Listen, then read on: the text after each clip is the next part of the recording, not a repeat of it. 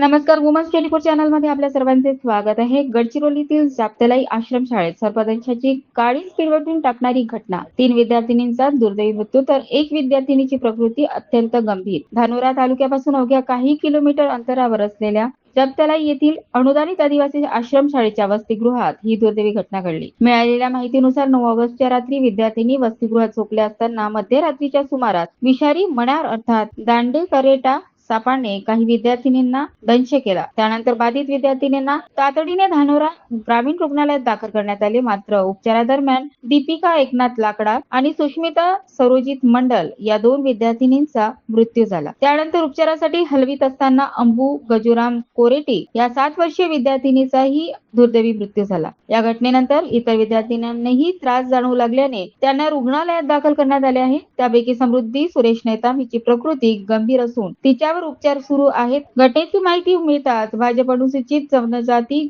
मोर्चाचे राष्ट्रीय महामंत्री तथा माजी खासदार डॉक्टर अशोकजी नेते यांनी गडचिरोली जिल्हा सामान्य रुग्णालयात धाव घेतली. त्यांनी उपचाराधीन विद्यार्थिनी आणि त्यांच्या कुटुंबियांची भेट घेत डॉक्टरांशी चर्चा केली. यानंतर डॉक्टर नेते यांनी धानोरा ग्रामीण रुग्णालयात शवविच्छेदन केंद्र आणि जाप्तेलाई आश्रमशाळेला भेट देऊन प्रत्यक्ष पाहणी केली. मृत विद्यार्थिनींच्या कुटुंबियांचे सांत्वन करत त्यांनी या घटनेबाबत तीव्र दुःख व्यक्त केले. दरम्यान मुख्यमंत्री तथा जिल्ह्याचे पालकमंत्री देवेंद्र फडणवीस यांना या घटनेची माहिती देण्यात आली असून त्यांनीही दुःख व्यक्त केल्याचे डॉक्टर अशोकजी नेते यांनी सांगितले. पीडित कुटुंबियांना शासनाकडून अधिकाधिक मदत मिळवून देण्यासाठी प्रयत्न करण्यात असल्याचेही त्यांनी स्पष्ट केले. आश्रमशाळेत पुरेशा खाटा उपलब्ध नसल्याने विद्यार्थिनींना जमिनीवर झोपावे लागल्याचा माहितीनंतर डॉक्टर नेते यांनी संबंधित व्यवस्थापन आणि प्रशासनाच्या निष्काळजीपणावर नाराजी व्यक्त केली. विद्यार्थ्यांच्या सुरक्षेची तडजोड करणाऱ्या जबाबदार व्यक्तींवर कठोर कारवाई मागणी त्यांनी केली. या पाहणी दरम्यान आमदार डॉक्टर मिलिंद नरोटे, आयुक्त आयुषी सिंग, उपायुक्त